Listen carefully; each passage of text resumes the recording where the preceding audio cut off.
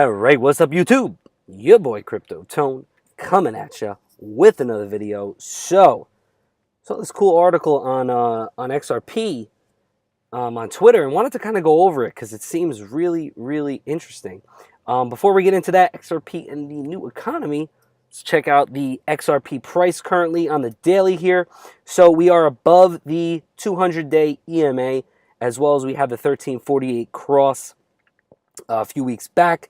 So still bullish in my opinion. However, we could see a bit of a retracement, as we get closer here to the 14 to 38. There's always a possibility it could dump right through this cloud. However, with the fact that it's kind of correlating with Bitcoin right now is in my opinion a good sign, because in my opinion Bitcoin is going to go up, guys. That's for sure. It's really just a matter of time.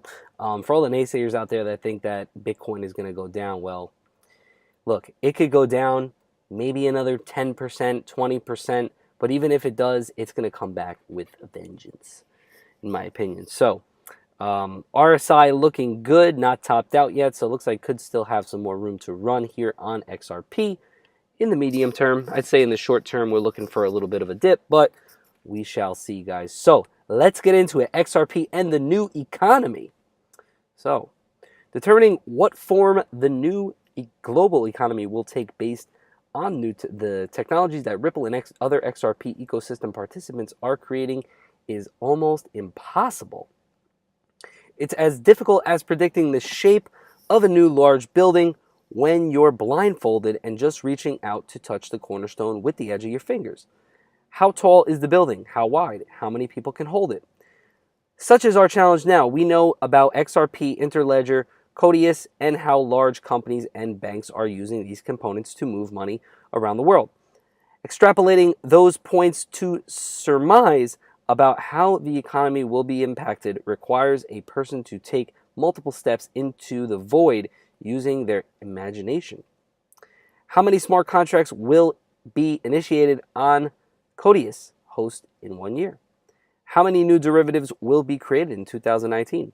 While it's probably the least built out of the current use cases, the potential behind Codius smart contracts combined with ILP will help establish the new generation of point-of-sale device rentals.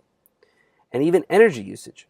Westwin, one of the most creative minds building on XRP, managed to configure a light socket to activate if it received an ILP payment. His experiment was a perfect metaphor. It was a light bulb moment for those that see the potential merging of the Internet of Value, IOV, with the Internet of Things, IoT, combining devices or energy usage or any service, really, with the dynamic capability to process a contract automatically upon receipt of payment, has the potential to transform our daily lives. It won't happen overnight. These changes rarely do, but happen they will, as they represent innovations and efficiencies that people and businesses will use to capture hidden value. Omni has already recognized that its early adopter renters are a likely market for accepting payment in cryptocurrency and have already integrated a cash out option in XRP for those that prefer it. XRP and its crypto asset cousins retain their value no matter what country you're in, and can be exchanged for whatever currency you prefer in almost any corner of the world that has an internet connection. And that statement right there, guys, is very powerful because, at the end of the day, we cannot transact with gold, which is a store of value for over 5,000 years. We can't use gold to make cross-border payments efficient. We have to use a cryptocurrency, which is a new form of technology, which, in my opinion, technology doesn't fail. And with all the companies and all the coins that are coming out that are working on top of cryptocurrency and making these things possible, it's only going to get bigger as time goes on, and the prices, in my opinion, are definitely going to go up. Another major use case, micropayments, jumped out of the starting gate far faster than anybody had predicted. The group of Ripple expats at Coil, within months of forming their new company, released a product that may eventually garner a use base in the millions. For the moment, XRP holders are much like a blindfolded researcher predicting the nature of a structure from its key. student building blocks. We may know now the exact shape of the future, but our intuition tells us that we've latched onto something that will change the world's financial landscape. You got that right. Ripple News, in the last 2018, Ask Me Anything with Brad Garlinghouse, scheduled for today, Tuesday, December 18th. So that's going on as we speak, guys, or may already be done. I didn't see a link, so I wasn't able to click the link on Twitter to hear it or anything like that. I wasn't really too sure of what it was, if they were just asking on Twitter or if it was, a live thing. But I'm sure we'll be hearing about it soon. Thus far, after both the original and follow-up announcement, there have been over 600 replies indicating a high degree of interest from XRP stakeholders and other interested parties. I submitted my own question on December 13th, and it pertained to X rapid volume levels, which was the name of the solution that Ripple previously used to indicate settlement using a combination of fiat currency and XRP. Here's what I asked. So this is the guy who wrote this. His name is Hotter here on Twitter. Greetings, Brad Garlinghouse. Many in the XRP community have been attempting to track X rapid volume levels.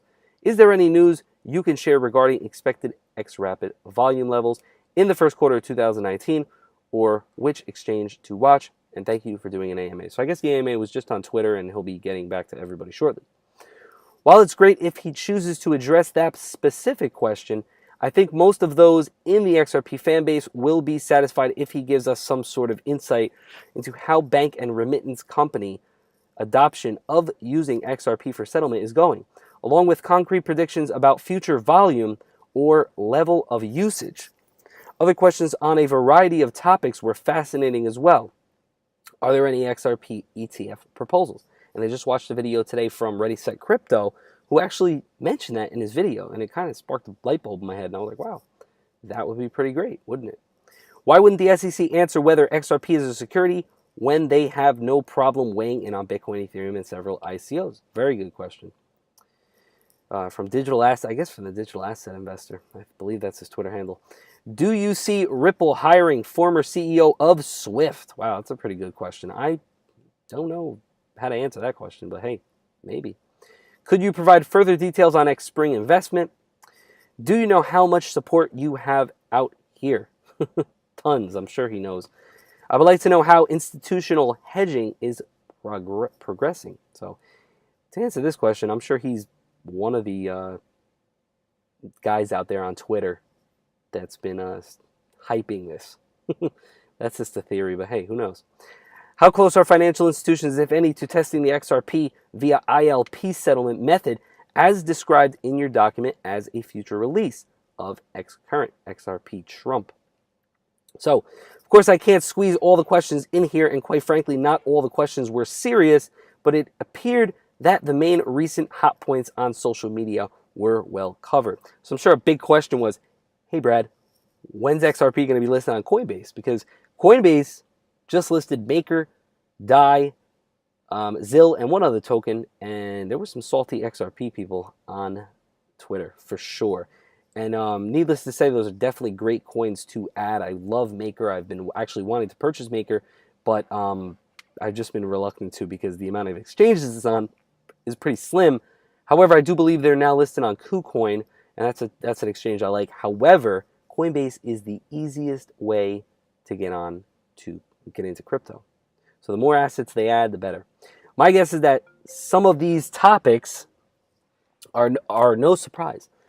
So it will be an opportunity for Brad Garlinghouse to address some of the more popular questions from those in the XRP community, and also to highlight items that he may be waiting to announce or discuss. The AMA was recently rescheduled for 2:30 Pacific Standard Time, and usually Ripple has a link available via Twitter, so I guess it was rescheduled, guys. Their insight page and directly on their YouTube channel, will Brad Garlinghouse be wearing Ripple socks again? You'll have to tune in. So 2:30 Pacific Standard Time would be 5:30 EST, so about an hour and 40 minutes until we get that. So I'll definitely be tuning into that. It's a good time to do it. Akbank, established in 1948, is one of the largest banks in Turkey. It manages roughly $64 billion worth of assets and has 14,000 employees worldwide. Citigroup, headquartered in New York City, owns a 20% stake in AppBank. Wow. On December 14th, it was announced that AppBank was rolling out a new remittance service to service money from AppBank to Santander, UK, using Ripple's technology. So look at that, guys. They're making moves. So definitely going to see more and more banks getting involved with Ripple as we see more and more adoption of it. So pretty good article here. I'm not going to get into the rest of it. Definitely big ups to this guy who wrote this. If you guys want, I'll link this below, and you guys could definitely take a look at it. And let me know your thoughts in the comments. Do you think XRP is going to continue to decouple from Bitcoin, or is it going to flow with it moving forward? U.S. stocks and all stock markets are down today, and Bitcoin is seeing the first time it has an inverse relationship to the Dow Jones in a very long time, based on interest rate hikes supposedly and other things of that nature. So definitely a lot to look out forward to, guys. It's my belief that a lot of these Wall Street guys are going to hedge into Bitcoin, being that it's 85% down, and they pretty much knew that the market was going to crash eventually, because we can't go on a 10-year bull run forever now, can we? So that's pretty much it. Let me know what you think in the comments below, and like always, like, subscribe, turn on post notifications. Holla at your boy. Peace.